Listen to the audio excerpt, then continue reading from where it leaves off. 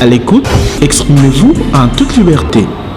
Bandeko batali mbote pe matondo ko pona lisusu émission à l'écoute ope sarabino bansango ya ndenge na ndenge pona évolution ya kolona biso to zali banso ko souhaiter mboka ekende liboso talantina to yaka liboso na bino na bana ya mboka pona ko solola ko discuter pe ko tia pole na makambo o ezali ko tongisa to ko loka ba solution à travers ba makanisi ya baike actualité zali dominé bozangi kobo sanate na Italie nomination il y a premier ministre nomination il y a informateur parce que FCC a réclamé automatiquement primature alors que nangambo ya cash bande ko mususu ba kolobake ezali essentiel qu'on nomme informateur pour ailler vraiment ko décerner majorité parlementaire yango ba sanction américaine sur certaines autorités nabiso ya ba institution ndakisa ya Assemblée nationale ya cour constitutionnelle pe ya CENI ba propos ya cardinal Laurent Mosengo Passini ya kalamingite sur vérité des urnes Boni Mokambi Asika Félix Antoine Tshilombo Tshisekedi oazibo kamba miamboka akokamba Congo pour l'intérêt à Congolais pour besoin que bossa na te que lobby a bemboka qui déjà na mboka Namibie mo bien na mission na biso ezali bongo professeur Paul Tshilombo azali député national puis cadre ya UDPS tokoto na ye mituna wana pour na kosonga bandeko balandi na banzi mikumba to ba question na bino nyonso o bopesaka toko déverser ango na mutu ya professeur Paul Tshilombo Oyo to pesimbote pe boye malamu mon émission à l'écoute pour Nambarasika. Merci beaucoup Ndeko Kadhafi. Merci pour l'invitation Nayo, ça fait longtemps. Vraiment. Ben, ça va, on est à disposition. Félicitations pour Nabopona Minayo, Tomonio Bundi Mingi comme cadre à UDPS na outil qu'on a rappelé na romona kayo makambo kutana na une émission moko moi brutalité et ça linga quand même sengo que lutte na yo et suki na koponama puis ko gagner na ndenge ya présidence est-ce que bozo komi lobela que bon mérité ango ou ezali tant na binonde ou facilité moko beaucoup tani na nzela? Non, d'abord merci Ndeko Kadhafi, mais on va que Omoni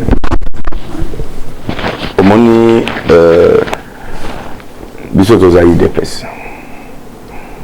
IDPS c'est une histoire na mboka oyo na à travers le monde entier. D'ailleurs, na ba pays mingi Afrika ba invita tamsu ba ligue nationale ba ligue des jeunes ba cadre parti ba que partager expérience ya combat ya IDPS. Na ba parti nyonso oza na mboka oyo lelo eza na parti moko leki IDPS na stabilité te eza na parti moko ebundi lokola IDPS te eza na parti moko eluka alternance politique koleka IDPS te. Donc je crois que nous sommes à l'aise bitumba oyo tobundaki parce que so tangata na hymne na biso toloba toujours l'UDPS vaincra. Aujourd'hui, de vaincre, nous sommes au pouvoir. Donc, vraiment de ce côté-là, nous sommes à l'aise. Oignon sotobunde lana, oignon sotolaka peuple nabiso, bouteille labiso. Je crois que vous ne serez pas déçus. Donc, ça la nenge ba oignon sobale kabaza iko salate. Parce que biso toye pour autant ba immeuble tete o tambra na ba Range Rover, il y a 150 000 $. Toye pour la suma passe ya peuple. De bouiller nabiso la politique yango wana. Volonté on a na pouvoir plutôt volonté na jolo badako eza volonté ya président de la République Félix Antoine Tshisekedi na biso nyoso ba collaborateur na ye toza conscient na responsabilité eza na biso na ndenge peuple na biso azotale na biso parce que le peuple alobaki Etienne le peuple d'abord donc biso au service du peuple et rassurez-vous que nous allons servir notre peuple. Bonne chance parce que moi et tout la bino déjà mandou qui n'anzele les athèmes et tout là. OK. Bozane bandeli mais au lobby que gagner par rapport à la lutte, par rapport à temps, par rapport à militantisme, par rapport à constance, pour évoquer terme belé. Mais Monseigneur cardinal Laurent Mosengo Passigna a aussi la mosakala militaire ou kolobelaka vérité des urnes et ko choqué binoté bino baye na monoko na bino état de droit et lubamaka à tout moment na monoko na bino combat et lubamaka à tout moment na état na monoko na bino corruption bolingaka te cause tomber na makambo ya boye parce que cardinal Mosengo n'est pas n'importe qui. Donc quelque part victoire et à président Félix Tshisekedi pour parler que de lui comme chef de file ou président de la République est mise en cause. Oui, merci, mais il y a d'abord question aux autres qui sont mal à l'aise. Parce que nous, on ne peut pas désacraliser les princes de l'Église. Quand nous sommes lobby, à n'importe qui, t'es dans beaucoup. Mais là, comme ça, on a tous cinq. Que cardinal na église et sunga biso to sangisa Congo pour peuple a souffrir mingi ye cardinal a yebi que za na parti moko bundeli peuple ko le kai de peste ils a na parti moko te a koufer la ba to ba sacrifice ko le kai de peste ezate ils a na parti moko te ni lo ko yebso ke azara ba combattant ou ba militaire ba kanga bango na ba prison na mboka oyo ko le kai de peste azate. Vous comprenez? Marambo belé to ko lo marambo belé to limiter une certaine coterie ya église et ya ko tchaka moto ah na ba division to zanango na Congo. La politique, la division, tout ça dans le Congo. Parce que les gens ont fait campagne dans Bango, dans le tribalisme. Et lui, cardinal, il soutenait ces gens-là. Je ne mâche pas mes mots, je sais de quoi je parle. Au moins, Genève, ce qui est Simbaraté, le cardinal était aussi impliqué là-dedans. Alors, il y a une activité. Félix Tshisekedi n'a jamais validé ses signatures. Il était dans le coup. En quoi faisant? Dans le coup. Il y a il était dans le coup. Il y a que Moulouba au pouvoir. Je sais de quoi je parle. Au moins, le réseau, il y a Katumbi. Il y a infiltré que c'est nous. La complicité à l'église catholique. On le dit aujourd'hui.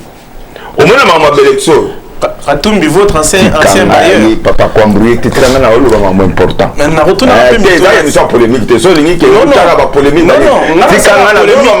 na lobby, tu as aucune question, c'est la réponse. Kassimito, on a pas massa cité. Parce que tant que non, Katumbi, votre ancien boss, on a même la polémique. On a une double qualité. Tu es là, il y a important, bah Congolais galanda. Voilà, il y en a le biboué. 80% de bureau il y a CENI, ils ont la carte de l'église catholique. Dans le bureau, nous sommes centre de vote, le directeur, soit le préfet, soit le directeur de l'église catholique. Ok? Réseau, il y a Pierre Lumbi, c'est tout un réseau qui a infiltré la CENI en complicité avec l'église catholique pour tricher. Au moins, la place où il fallait la salle, il va voir là. L'église catholique est impliquée dans cette tricherie. Ah bon? Mais je vous dis la vérité, j'assume. Et là, je parle, je suis le porte-parole de l'UDPS. Dans le bureau, on a battu, on va voter, voter 4, voter 4, voter 4. Nous avons des preuves.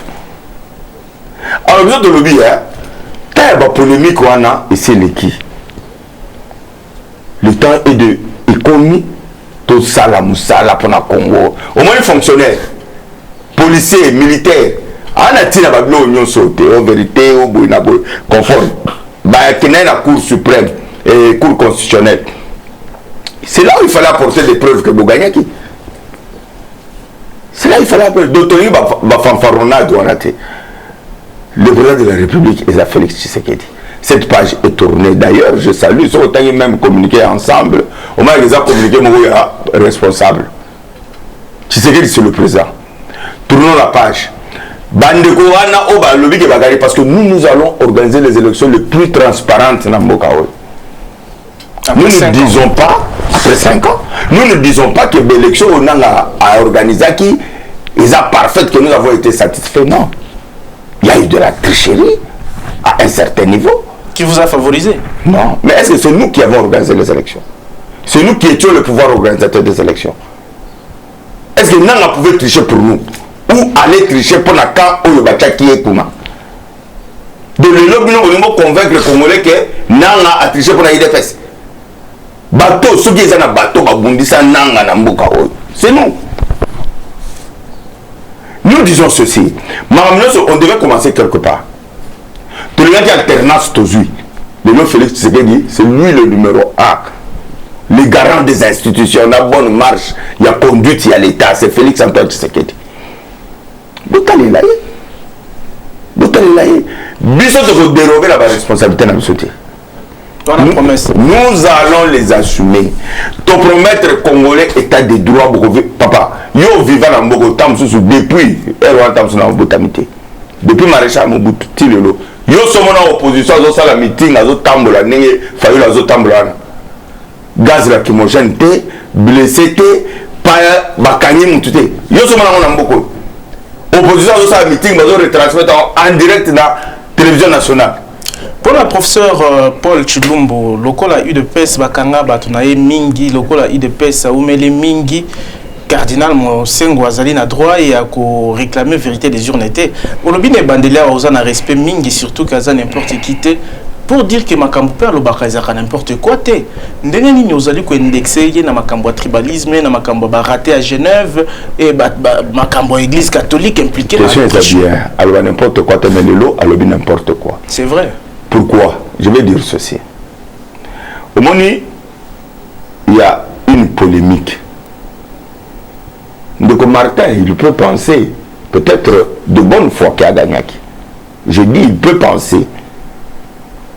Mais yo tango yo oye, yo sango mon compte. Oye o lobi ke, eza conformité, mais apporte les preuves. Parce que c'est noté au Komaneti, Bandeko Wazaosa qui a Talaku, Natamo Kabila. Nous avons abordé une question aussi importante. Et quand tu affirmes, yé, Azaïna combien d'observateurs? Bazoko, ça va communiquer que va 40 000, or les alokuta. Ba accrédita qu'à 17 000 observateurs. Ba observateurs, on a besoin de droit à rejoindre PVT. Il y a de l'excité. Alors, sur base de quoi ils ont affirmé que dans le résultat, Tshisekedi a gagné. Sur base de quoi? Il faut être sérieux. Au moins, quand tu affirmes qu'on a une légèreté, en tout cas, j'ai du respect pour lui, mais de marche naïe, ils ont honoré été. Moi, j'aurais aimé. Est-ce que Oyebi, par exemple, tant que Bango Balobi, Balobi Fayoulou a gagné 62%. C'est un coup. Na réseau ya katombe mobile baba fraba média nyonso ya France ba nini nyonso biso tozali na kati la muka toyebi biloko wana nini salama. Mais Fayoulou yemo wa la cour constitutionnelle le moins 62,47%. Yo tango yo oza senko yo oza sango oza ko affirmer que tozala belle formation sur que za 62%. Yemo mukolo makamake kuna et le moins 62 et comme 61 et le moins 61 et comme 47%. Est-ce que c'est sérieux? C'est pareil en 2011, alors pas rappeler que le président Tshisekedi j'ai dit ceci. Au moins une différence n'a pas besoin d'aini. Au moins président Tshisekedi tant que le bi atayi alobaki. Si a que ça va président serment na kuna na ndaku peut-être ça qui va motivation au une église catholique. Le bi Tshisekedi té. Au moins Tshisekedi a vu mon très bien. Et puis c'est là où tu as un sentiment. Azalaka tu as un sentiment. Paix à son âme. Paix à son âme. Tu sais qu'il y a dit que tu as torpillé la victoire au peuple a fait ça une conférence nationale. C'est le même Osengo. La troisième fois. C'est le même Osengo. Oh, mais Maga Kengo a torpillé, a bêti, comme na Mobutu, il va checker le premier ministre. C'est le même Osengo. Alors, il faut que tu aies une division. Le président Félix Tshisekedi a battu la campagne sous thématique de la réconciliation. Alinito Sangana. To fingani mingi, to soigni mingi. Au moins, il y a très bien. parce que tous les bango, tous les chemins na bango longtemps, qui est qui na katiwana. Différence na Etienne Tshisekedi de 2011, Tshisekedi qui na la cour constitutionnelle. C'est là qu'il a été. Alors que le cour wana est inféodé par le pouvoir à Kabila. Na qui était na mené comment politiquement. Mais du moment où yo obéi au que saisir cour, ça veut dire que os reconnaître cour wana. Mais tant que saisir justice, il faut à la paix près à qu'on dit ma verdict. Il y a justice wana. Yo regardez au saisir justice mais os la justice et quand elle comme ma faveur, finalement la justice nani. La justice doit être indépendante. Justice, il faut avoir un élément, il y a preuve où il y a apporté. Si on veut gagner, d'accord, bravo, mais apporte-nous les preuves. Mais moi, si on va collander par rapport au Tamboula, on a si ma belle élection, ils allaient pas montrer la preuve. Ils en ont ça. Au moins, on a beaucoup. Ce que vous mettez sur la masse, nous avons la masse que les cahiers de Pessazate. Moi, je n'ai pas de fait. Moi, je n'ai pas de fait. Il y a des polémiques. Et puis, au moins, il faut il y a des votateurs. Il y a des exemples. Il y a des musiciens qui ont plein de temps, ça va marquer, ça va bercer. Mais il y a des sièges qui ont été gâtés. Qu'est-ce que la confusion? Par exemple, il y a un concert. Kobina, show, c'est normal, les petits sont intéressés. Il y a ma femme, il y a un danse. Il y a un papier à continuer. Vous comprenez? Concert public, concert populaire. Les leaders politiquement, donc ils dansent comme ça attire foule. Mais toi, on a dit que tu peux te voter à sérieuxité. Ton côté là. Qui n'ont pas continuer, mais s'il faut conclure débat ou dossier, il y a Cardinal Mosengo na 1 minute pour tous la thématique Moussousou au Kosenga prince de l'église Oyo a se comporté le Lengekani. Non, Azam Konzi Mounene. Moi, je veux seulement que tout Sangisa Congo, tout Sangisa Congolais. Le président Tshisekedi veut que le Congolais se réconcilie d'abord avec lui-même.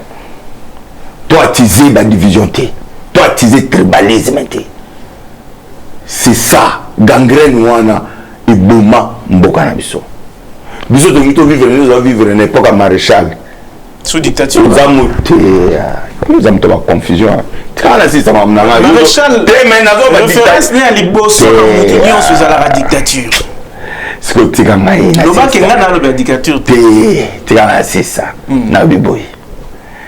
Au moins la dictature à maréchal, Azara m'a bêté. Puis vous avez combattre pour la démocratie, état de droit. Mais maréchal, sous maréchal, tribalisme, c'est la raté. Au cause de Moulou, vous vivre à l'aise dans Goma, ou vivre à l'aise en Équateur. Vous allez au outil, bas Congo, pour le gouverneur na Goma, sous maréchal. En évidence. Vous comprenez? Il y a un zolo bas qui est botika bisoto vivre bien. Tout ça, mboka moko, tout ça li nation moko, tout ça peuple moko. Tout l'unité doit attiser division na katina biso. Martin Fayulu ande kona biso. Moïse Katumbi ande kona biso. Jean-Pierre Bemba ande kona biso. Politique ezalenge wana. Tokene na Genève bazobi biso. Biso pe to beti chita sima. Toke d'élection to gagner bango. Bazala kimia. To solola. So ba yeba sa l'opposition républicaine nenge ba nation ensemble balobi. Bravo. Et kotonga Congo. Parce que vous êtes limité de bateau bas à la face na biso mon nez bozana tous abino témoin il faut bolande la biso so que porte chuma comme yiba akomo tonga ba immeuble moi je vous autorise à ko benonsango parce que ceux qui bitumbo vous êtes bundeli peuple les autres comme na pouvoir pour tout ça la nenge bateau na to bundisa bazali ko sala ça ne sert à rien.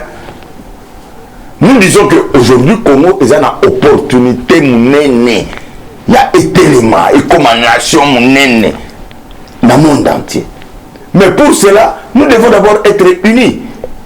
Nous devons nous aimer le Congo et aimer les Congolais. Favorise cette unité. Et cardinal a facilité pour unité. Ba facilité, ba persécuter, ba batika ko haute sa ba division. Ba chama futa na moto te. Ba bloko ba on va zo affirmer on ba ba yebike bazali na kata tricherie. Moi je l'affirme, l'église catholique ils na tricherie. Na clan Katumbi. Je l'affirme aujourd'hui, je le dis, je m'assume en toute responsabilité. Alors, le grand couple n'a pas moins simbité.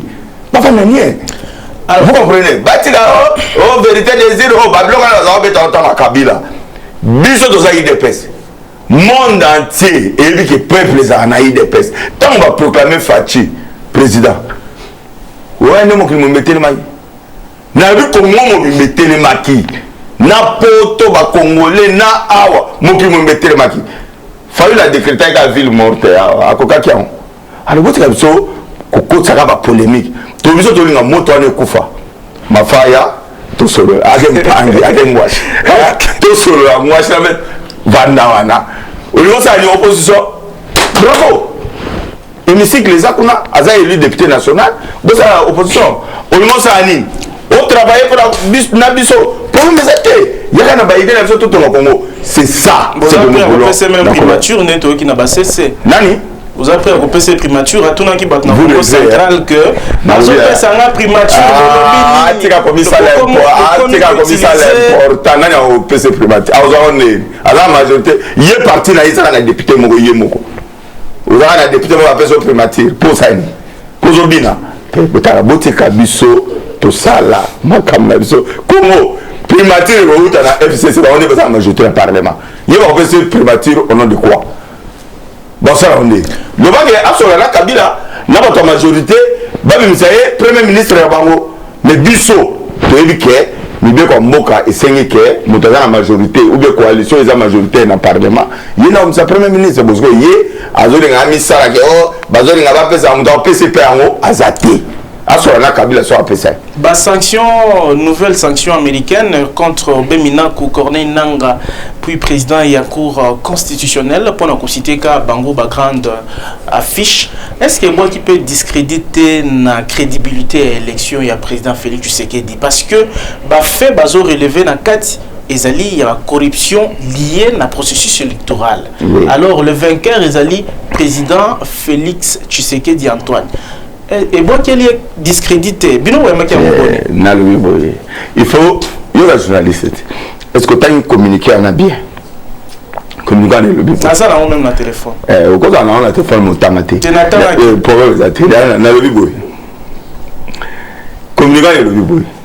Pour que ce soit Félix Tshisekedi, na lutte contre la corruption, va sanctionner Batouana pour qui impliqué dans la corruption, na tricherie.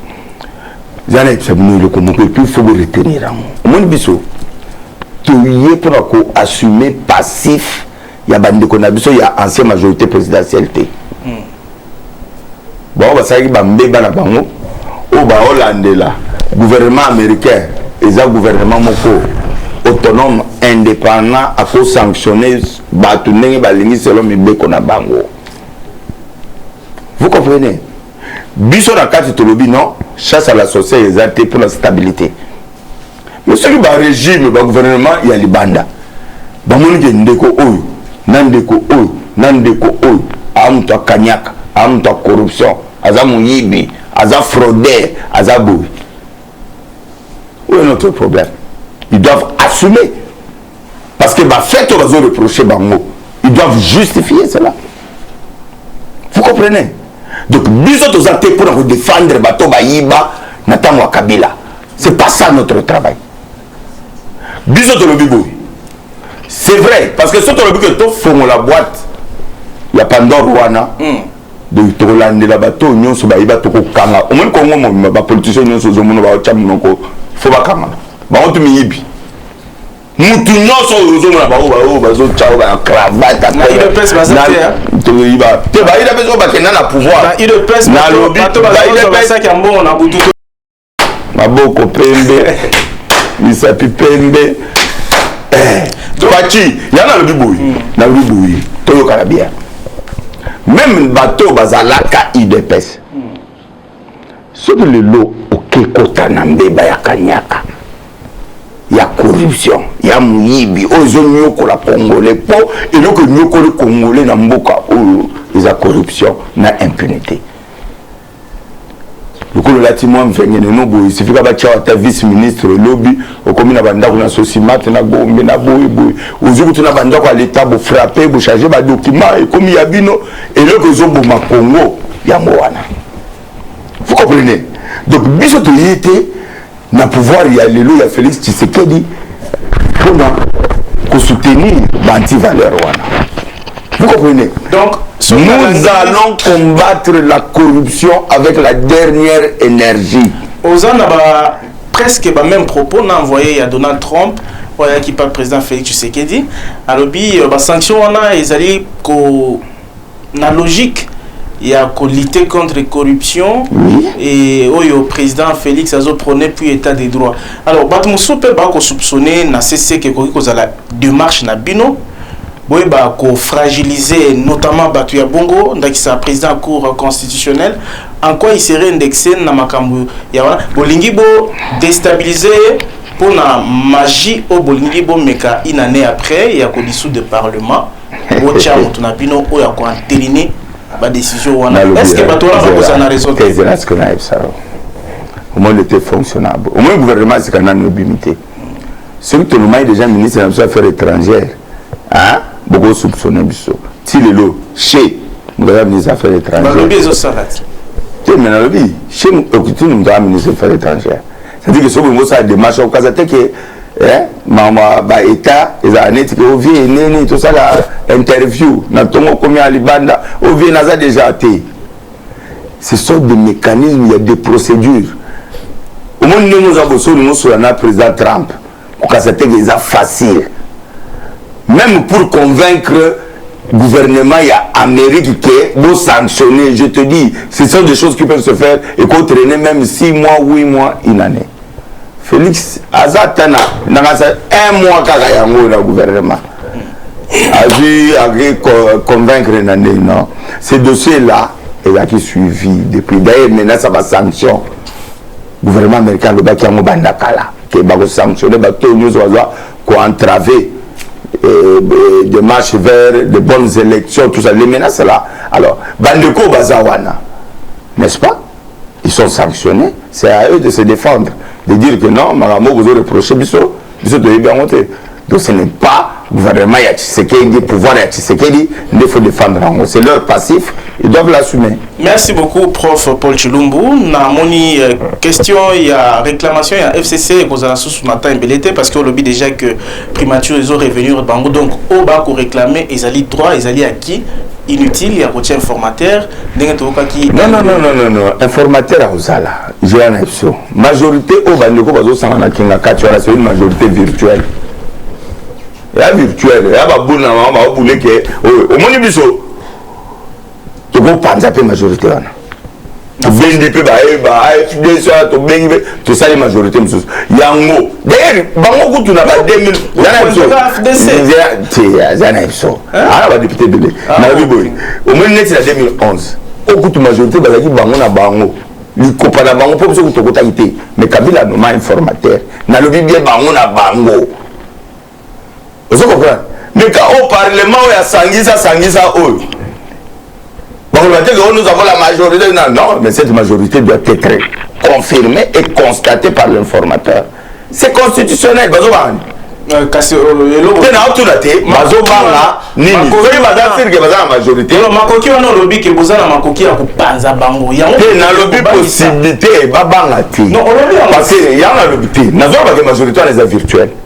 Ça veut dire qu'ils ont un parti moko. Il y a politique, papa. Il y a état de droit, bongo. État de droit, par exemple, na IDPS national, na AFDC, na bi, tala, ndeko. Il y a koto, totonga Congo. Débauchage. Tout débauché. Tout débauché. Bien sûr, la majorité n'a pas sali. Même majorité, on a constitué 5 il faut information. C'est juste pour cette confirmation. Papa, n'a le bien. Naï, nous devons gérer la majorité en athée. Ce n'est pas la majorité, bon, par exemple. Bon, on va dire que on va bah oui vous êtes sous majorité la mine bah FC sur la tête vous êtes cash c'est comme ça c'est pourquoi je dis que informateur il faut attendre bah tu vas signer engagement pour quel lien autour de l'autorité morale au niveau de la dernière minute tu vas débaucher bah voilà pour la signer na lobby tu vas débaucher baza ba parti na ba regroupement politique baza libre kuna baza kuna par conviction est-ce que tant on va que signer ba blanc na FC sana ba tshela ba munduki est-ce que ba tshela ba munduki te ils sont libres mais quand vous êtes informateur c'est ça pour confirmer sincérité na bango que réellement baza ko former une coalition baza une majorité et de cette majorité premier ministre Robima Kuna donc c'est constitutionnel moi je ne vois même pas pourquoi on doit et puis elle va trouver la bateau ménage juriste oh non il faut pas un informateur parce que quelle majorité majorité on est constitutionnel FCC d'abord ils ont regroupement reconnu na ba institution depuis que professeur Paul Chilombo cohabitation au Bogosala na FCC to Joseph Kabila question oyo be sujet oyo ezali lokola vené moko déjà izola kisama eux ko envenimer relation dans les jours à venir parce que ceux qui ezala qui cohabitation ndenge président annonça ki yango utabo pona minaye peut-être discussion et cause en intensité aux autres. Non, ils ont toute discussion, ils ont toute intensité, ils ont pas polémique peut-être des journalistes, non moi communicateur. Moi je dissocie. Nous nous sommes battus pour un état de droit et nous allons respecter les textes. Point barre. Que disent les textes? Ce texte est lobby. Au cas où parti Moko ou regroupement Moko est reconnu officiellement pour cash. La Mouka, FCC, ils ont reconnu, ils ont un papier, l'État est bien monté. L'État est bien monté, ils ont musique. Ils ont comprendre. Alors, le cas, va constater que les partis moto, regroupement moto, ils ont la majorité dans le Parlement. Constituer le bifo, le président nommé informateur. À qu'on nomme informateur, point barre. Tant on va constater qu'effectivement, bateau va signer une carte sincère, basé dans la regroupement bango, bazo constituer majorité dans le Parlement. Alors, na kati la bango va négocier entre bango va le premier ministre. C'est aussi simple que ça. État de droit, toujours qu'un des ma problème avec gouverneur ou puis bas sénateur, mais toujours qui mingongo et tombo qui va te belé, bah il a déjà retirer ba candidature na bango pour gagner qu'ils ont sengama. Quel serait le rôle à pouvoir où ils allaient incarner Félix Antoine Chilombo na Makambouana corruption bozo côté de Mélangon na Maloba l'élection aux bientôt là le 31 mars ndé ko salema ba élection à sénateur si je ne m'abuse ou les 17 le 15 et l'homme à Bongo pouvoir à président Félix et ko sale loko nini pour et ça la correct état de droit ça la non il le moko il faut retenir hein. Biso to combattre corruption. Si tu aussi sa corruption en beaucoup. Mais il faut évaper. Le droit, ce sont les preuves. Peut-être n'a pas enregistré. Tu comprends pour apporter preuve. Mais ceux qui ont le gouverneur, ils ont corrompre, le député provincial, ils ont sollicité un bon. Il faut apporter preuve. Surtout quand il y a preuve, tout indio la justice. Mais ce qui est plus important, il faut qu'on repense mode, il y a qu'on voter le gouverneur et le sénateur. Et nous pensons que Batouana va directement par peuple. Parce que le député provincial va voter. Mais au commis Koluka, 25 000 $. Il y en a même qui vont jusqu'à 50 000 $. Il y a peuple à Zonyo, comme moi, à Tindio, qui est le Belanga, mais yo comme Mouto Kanyaka. Mais c'est grave. Surtout que 30 jours Kakawa. Je dis c'est très grave. Alors, je crois que dans la législature, il faut initier la loi pour minimiser le plus possible la corruption.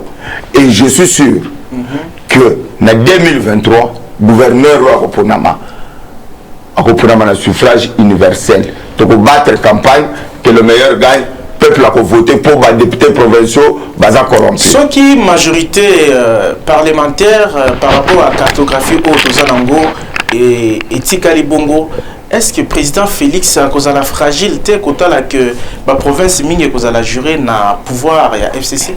Non. La province mingi causé na gérer na pouvoir à FCC. Le pouvoir sous la belle il y a FCC. Oui. Mais la belle ouana est au-dessus à mes deux côtés. Et puis quand on va là, au lieu de dépasser 2 millions pour le gouverneur, je suis sûr que la plupart de Makala et Kokota et autres là-bas. Parce que on va être des commerçants, bah les cop, on a dépassé 2 millions, on a gagné 20 millions. On comprend. Et puis MIP, bah moi on a des anciens gestionnaires, bah une bongo pour corrompre nango. Moi je te dis les lots. Vous avez un gouverneur où il y a un cop naïo, mais vous avez le colère à mes deux côtés. Tant que vous avez un il y a le Koso, il y a Kanyaka, il y a cop, il y a un gouverneur, pour bien la famille, il y a un poto, il y a frapper, je te dis la plupart de la prison. Professeur Paul Chilumbu, Nabanzi Mutuna, ou Ekozala avant-dernier, ou bien Yasuka Penza. Moi, nous batobele bakoloba IDP c'est du pouvoir, mais apparemment IDP c'est un siège à pouvoir. Donc on a président Fachi enveloppé Vital Kamere, François Mwamba, et lobby Tomoni a autonomé récemment conseil spécial en matière de sécurité côté Moussou on a Vidé Timanga UDPS et Tikalikaka et porte étendard ou Tombola qui le quoi Mokonzi, besoin de contrôle le pouvoir à binoté. Non. Depuis que le président a signé décision Mibale. Décision Liboso a nommé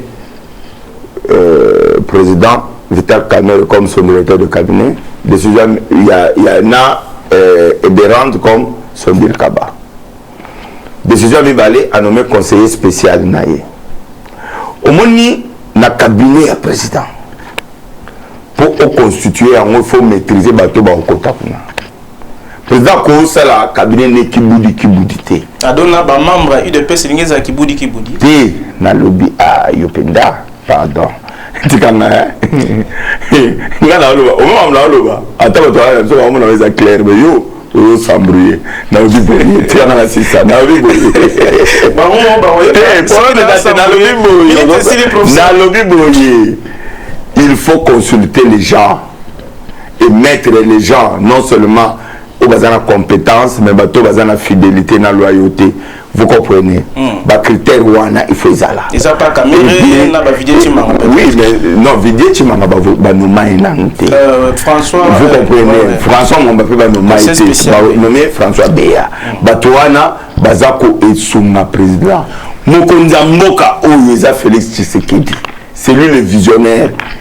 Vous comprenez? À cause du conseiller. Après, le président de l'Oko, tout le monde peut discuter. Mais on a visé ça.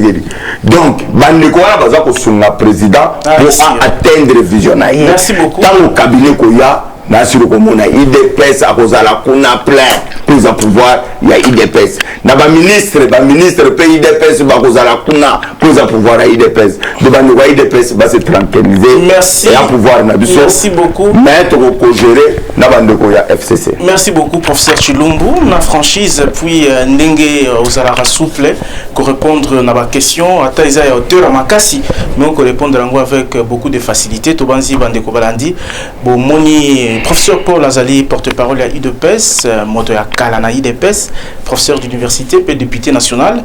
Tant on a besoin vraiment de Kemba Ombang, ou sinon, on a tout un amendement, ou un règlement d'ordre intérieur et à l'Assemblée nationale, l'Itomba Lango Kozalani, mais tout le monde a pensé ici. Tout le monde a professeur, sur les 30 secondes de Kozala, pour nous placer sur l'amendement, pour tout le monde. L'amendement, Bazosala. Au moins, la mandature, toujours améliorer. Au moins, les Zalaki qui au signer motion, ok, pas ministre, au coopérer, aux Zimbongo, au retirer. Je crois qu'il y a des Congolais. Voilà, vous avez des pestes. Donc, les Congolais, vous êtes conscients que Mbalo, il faut tout le Congo bien. Il faut tout le monde Kanyaka, il faut tout même l'Assemblée côté de Oken.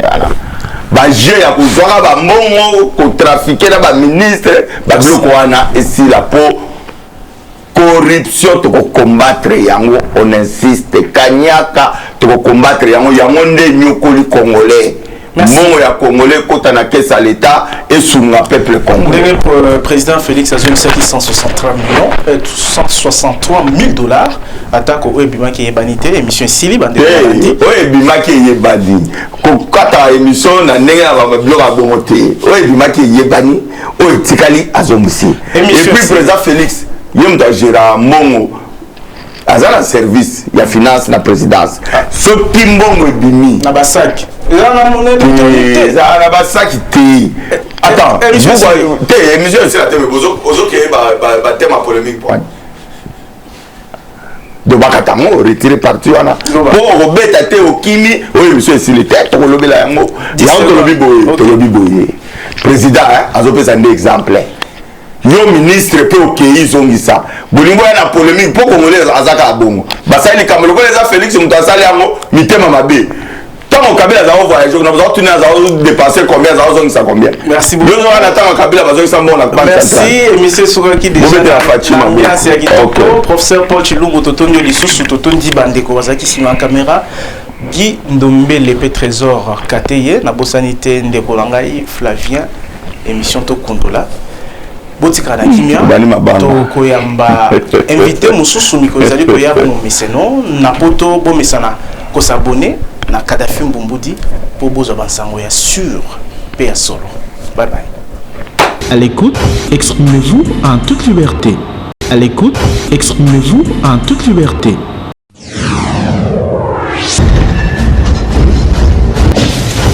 À l'écoute, exprimez-vous en toute liberté.